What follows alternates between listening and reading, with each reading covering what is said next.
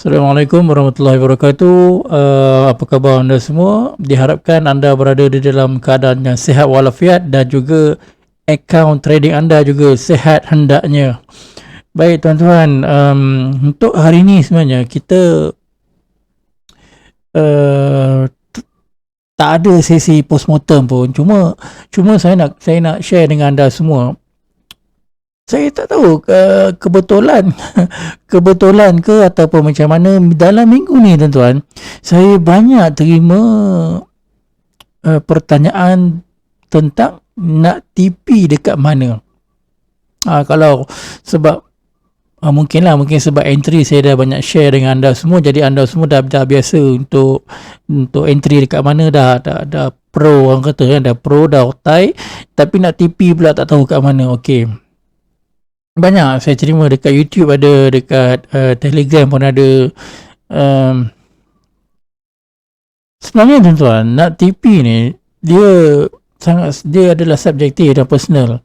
Even kalau saya share pun, yang saya share dengan anda ni, kejap lagi saya akan share dengan anda, itu adalah apa yang saya amalkan sepanjang saya trade. Dia ada beberapa kaedah lah, jadi itu semua saya amalkan. Sebab kalau tanya saya sebenar-benarnya TP dekat mana, saya pun tak tahu. Kalau tuan-tuan cek dekat YouTube ke, Cikgu Omar pun tak pernah cerita. Cikgu Omar cerita entry saja. TP tak ada tuan-tuan kan. Jadi dah satu hal pula, trader-trader kita dah masuk tak tahu pula nak TP kat mana, aduhai kan. Okey, tak apa. Saya kongsikan dengan anda semua bagaimana saya close entry saya. Okey, TP dekat mana. Sebab entry saya semua sama. Saya percaya entry saya dengan tuan-tuan semua sama, because kita follow SOP yang telah saya kongsikan. Itulah SOP yang saya amalkan. Itu juga yang saya kongsikan dengan anda semua. Jadi mungkin untuk TP lah, kita just tengok nak TP dekat mana. So jom kita tengok sama-sama.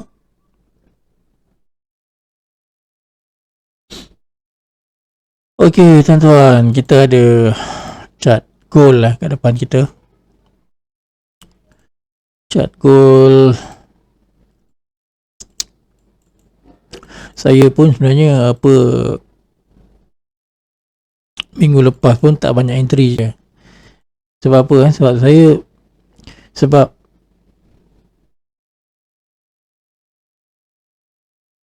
candle ni okey adalah ekstrim. Okey, dan saya menunggu kalau dia nak buat buy, dia akan buat kenaikan yang panjang dan kemudian jatuh lah. Masa tu barulah kita katakan dia nak buat buy. Okey, tak apa. Sekarang ni kita tengok dulu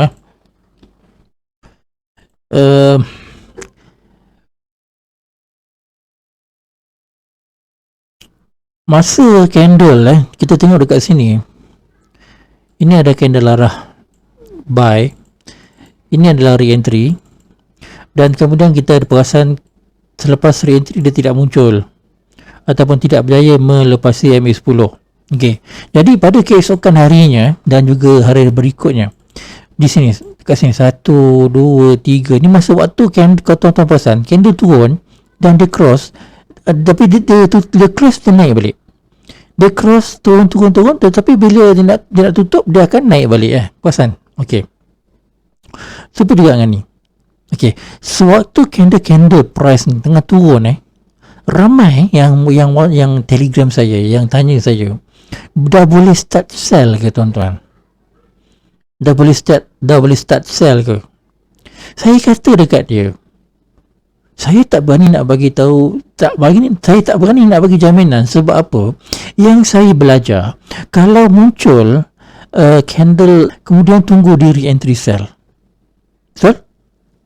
Okay? Dan tetapi kalau tuan nak sell, saya nak tanya, kalau you tengok TF daily sebagai type TF3, dekat mana candle arah dia sebenarnya?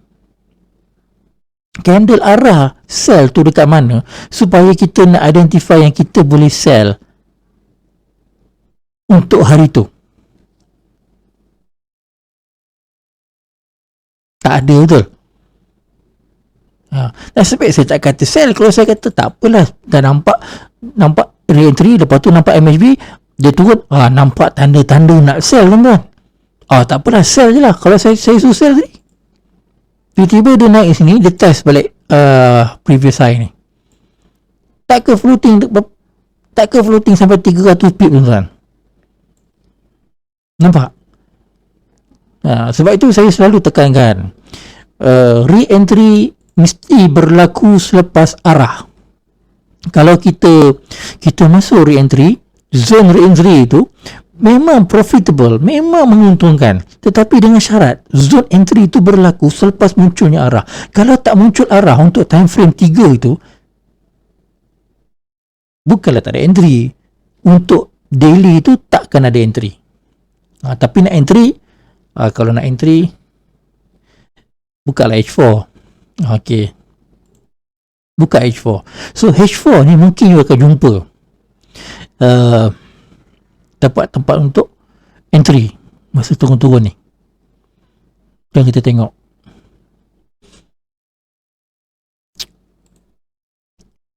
kita bersihkan. okey. Untuk daily, tuan-tuan, untuk daily yang saya kongsikan memang tak ada sell lagi. okey, walaupun ramai yang nak sell. Dan kita juga ada sahabat kita, seorang sahabat kita yang berjaya sell. Dia sell ke atas ni. okey, dia nak sell, saya kata nak sell lah. Kalau untung kalau jatuh kita untung lah. Kalau naik memang risiko lah, risiko tetap ada. okey, kebetulan dia turun memang untung. okey, berbalik kepada soalan tadi, kita nak sell tapi tak boleh sell, betul? Kita buat kotak lah.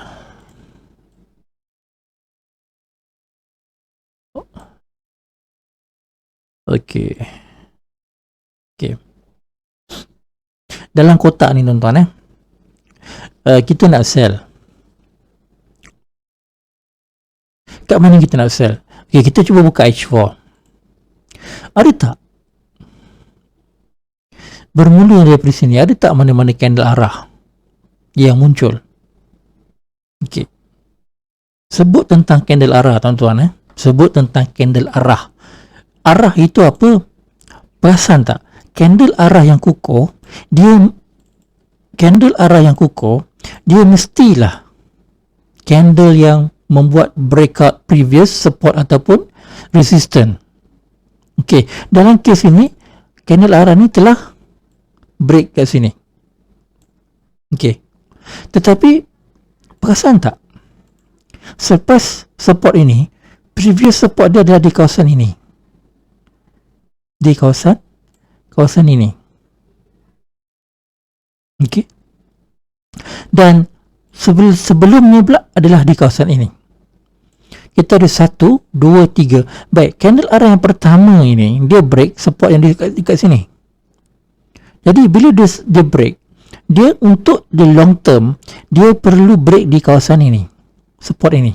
Dan juga ini adalah long term yang lebih panjang lah. Tetapi yang ni dia tengok, adakah dia break? Macam mana dia nak break, tuan-tuan?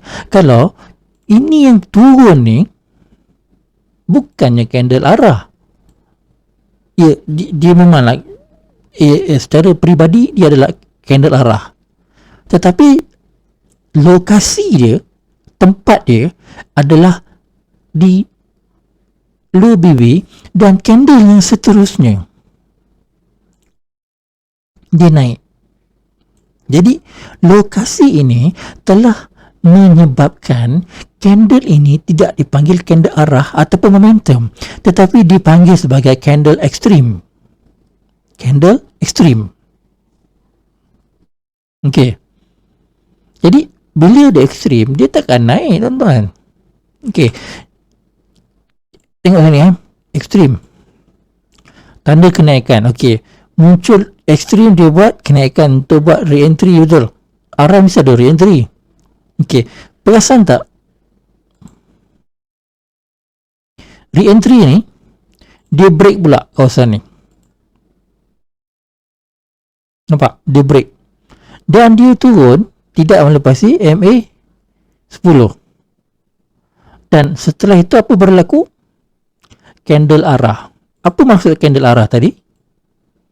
Candle arah adalah candle yang break previous support dan juga resistance dia. Jadi arah ini adalah arah yang kukuh. Bila arah itu arah yang kukuh, dia akan membuat re-entry. Dan ke mana tuju dia arah ni? Nah, ini adalah saya definisikan ini adalah arah dalam arah. Sebab apa? Candle arah ni berada di dalam, masih lagi di dalam resistance yang terdekat. Sebab itu sesiapa yang re-entry kat sini, dia akan mesti TP kat kawasan ni, tuan-tuan. Mesti TP kat kawasan ni. Dia tak boleh tunggu hold. Dia tak boleh hold. Dia nak hold, dia tunggu candle ni break, buat re-entry di kawasan ni tanpa break mana-mana low ni, dan dia akan naik. Itu syarat dia. Okey, itu syarat dia. Tapi kalau candle ni turun dan dia break pula support kat sini, arah ini akan menjadi arah yang kukuh. Arah yang kukuh dia akan buat apa, tuan-tuan? Dia akan buat re-entry yang kukuh. Re-entry ni nak tuju kat mana, tuan-tuan? Pertama, kita akan tuju kat kawasan biru ni. Ini kawasan terdekat. Kedua, carilah kawasan ni. Kawasan ni. Selepas dia break support ni lah dia punya destinasi dia.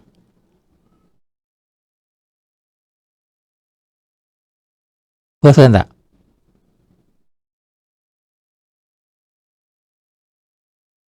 Dia mesti akan break. Dia mesti akan break dia punya support dan dia mesti akan tuju kepada resistance support yang seterusnya, paling hampir.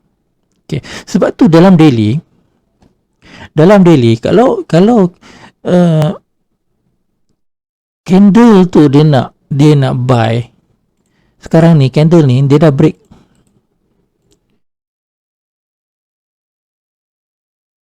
Okay. Candle ni arah ni kan, dia punya tujuan dia sama ada dekat sini, previous support ataupun previous resistance. Dia ada garisan ni, arah ni. Tetapi dia dah buat re-entry, dia dah buat resistance, dia dapat reversal, dia dah buat retracement atau reversal kat sini. Tapi sebab dia pendek, kita panggil retracement lah. Dia buat retracement, dan retracement tu dia akan naik. Bila dia naik, dia mesti akan break puncak tertinggi ni untuk membuat long term punya buy. Kalau dia tak break, dia akan break dekat bawah untuk buat long term untuk sell. So sini adalah kawasan untuk sell, dan dekat atas ni adalah kawasan untuk buy. Okay. Sebab tu untuk daily dia belum muncul lagi tanda-tanda untuk long term ataupun nak hold, swing contoh. Tengok macam ni.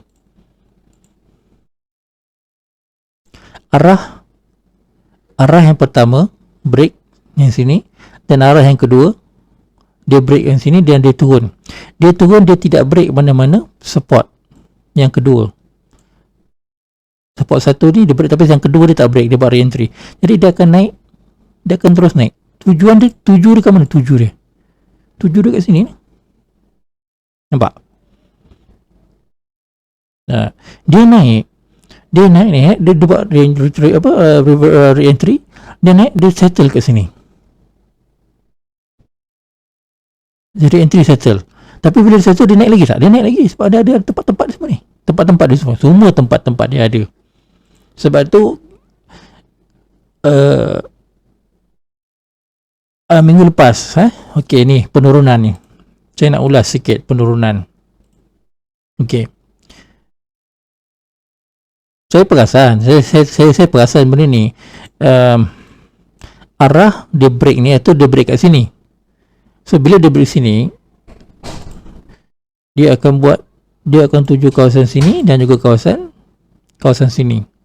Sebab tu bila dia tuju kawasan paling tinggi ni, bila dia tak lepas, dia terkejun, tuan-tuan. Tetapi sebelum dia terkejun, dia mesti pastikan dia dah buat TP wajib. Sebab apa TP wajib? Sebab TP wajib ni dia dah buat adalah penanda aras untuk tempat untuk candle arah breakout, untuk munculnya candle arah. Sebab tu kita perlukan TP wajib. Nampak? TP wajib. Ekstrim cocok di top BB tak lepas, dan terus membuat TP wajib dan buat MHV. MHV untuk memastikan bahawa previous high tidak dibolusi, tetapi kita boleh standby untuk lokasi ataupun level TP wajib itu, level re-entry di mid BB, supaya bila saja break candle di kawasan ini, maka kita akan dapat tengok candle arah, dan tuju candle arah tu akan dituju di kawasan support yang pertama.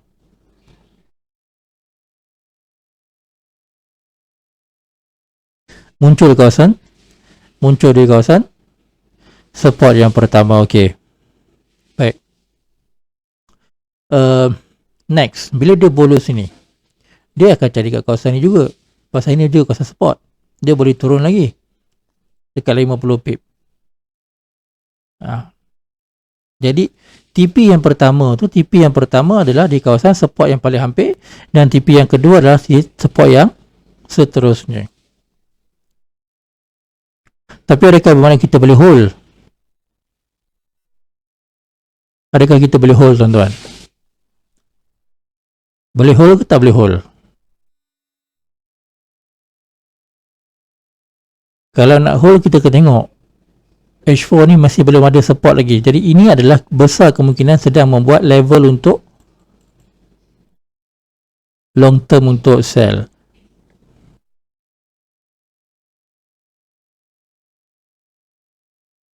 Dia akan turun, dia akan naik, dan kalau dia turun melepasi daripada kawasan ini, maka sell akan bermula. Tetapi kalau dia tak naik, dia tak berjaya turun, dia naik melepasi daripada kawasan atas ni, dia akan buy. Okey, dia akan buy. Sebab tu kalau tanya saya, kalau saya entry, tuan-tuan, TP dekat mana? Kalau saya jumpa kawasan TP di support resistor yang terdekat, yang mana kawasan-kawasan tu adalah kawasan bertemunya price dan juga top BB, dengan top BB, saya TP je lah entry saya mana daripada bawah ni, saya entry daripada bawah ni. Sampai saya TP je lah. Kejap lagi, besok-besok saya tunggu lagi set time baru. Ini kalau kita follow TF2 lah. Kalau kita follow TF1, sama juga konsep dia, kita follow support resistor yang terdekat. Tandakan, tengok, check dekat mana. Kawasan ni ada tak tanda reversal? Okey, tak ada. Turun lagi kawasan ni. Okey, cuba tengok besok. Besok dia kalau dia turun, ada tak kawasan ni tanda-tanda reversal macam ni, MHV macam ni? Bila ada tanda-tanda macam ni, TP je lah. Dah boleh TP lah kat kawasan tu. Itu yang saya praktis lah. Okey, itu yang saya praktis. Kalau saya nak hold, kita akan hold kat sini. Contoh kalau daily dah muncul arah, so TP yang pertama kat kawasan ni, dan juga kawasan 2 kat sini. So nampak dia dah muncul tanda-tanda untuk trend melemah. So kalau you masuk sini, UTP yang pertama pun dah cukup dah. Tapi kalau you nampak dia masih lagi tinggi menjunam kan, candle tak masuk, candle tak masuk, CS tak masuk lagi, dan you boleh hold. So saya masa minggu yang 2 minggu lepas, saya TP kawasan ni saja. Saya tak tunggu sampai bawah pun. Kawasan ni saya dah TP dah. Saya tunggu setup baru.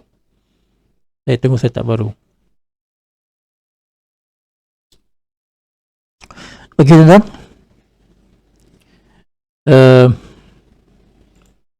So rasanya dah hopefully terjawab lah persoalan-persoalan daripada sahabat-sahabat kita yang selalu bertanya nak TP dekat mana. Okay, so jawapan saya adalah, bila saya katakan saya TP dekat, bila press untuk low BB ataupun top BB, saya rujuk kepada dekat mana dia punya support resistance dia. Dekat sini pun boleh, dekat sini pun boleh. Macam ini kan, ini masuk, takkan you nak hold sampai atas. Resistor dia dekat sini, kemudian dia dah turun dah. Dia dah turun, kawasan tu juga yang dia naik. Dia naik, bila dia break kawasan ni, dia hold je lah. Dia hold saja. Nah, macam yang saya share dekat pivot dulu kan. Hold saja. Kalau BBMA, ini cara dia. Perhatikan semua support-support yang dia buat. Price sendiri yang buat support, dan price sendiri yang akan beritahu kita dia akan break. Dan dia price sendiri akan beritahu kita dekat mana dia nak tuju support yang terdekat. Dekat sini. Tengok ada tak contoh-contoh lagi sebelum ni? Cuba tengok.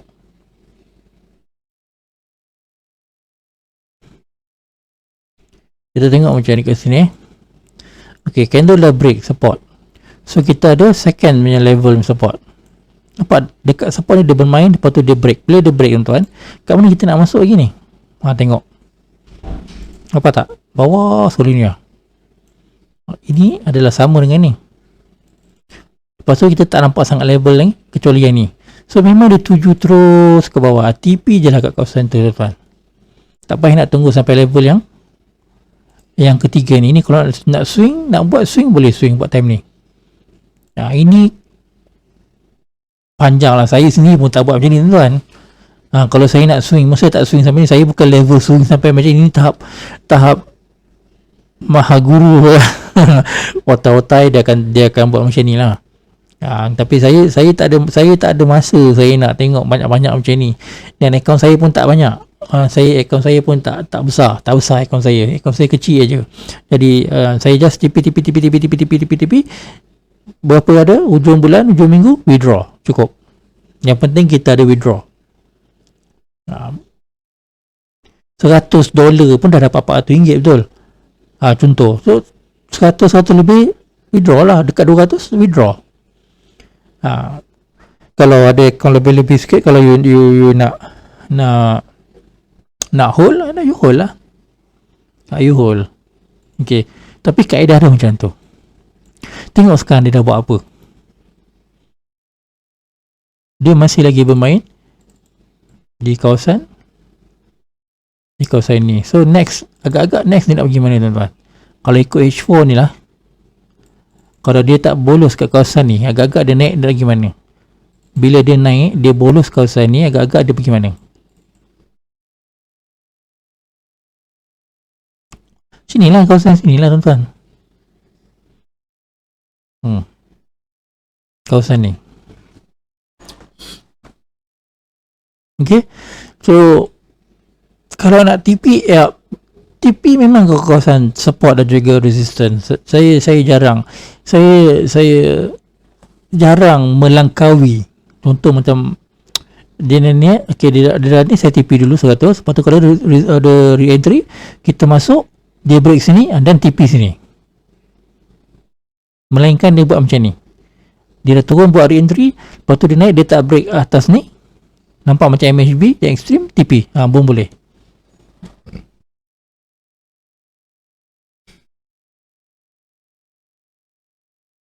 Okey tuan-tuan.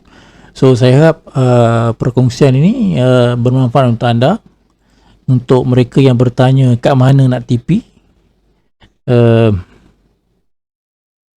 Mudah-mudahan saya doakan anda trade dengan jayanya, dengan mudah mendapat kefahaman, dan kongsikan ilmu yang anda dapat juga dengan teman-teman yang lain, sahabat-sahabat yang lain. Semoga ilmu yang anda terima itu, yang anda amalkan itu akan lebih diberkati dan berterusan. So rasanya itu saja. Assalamualaikum warahmatullahi wabarakatuh.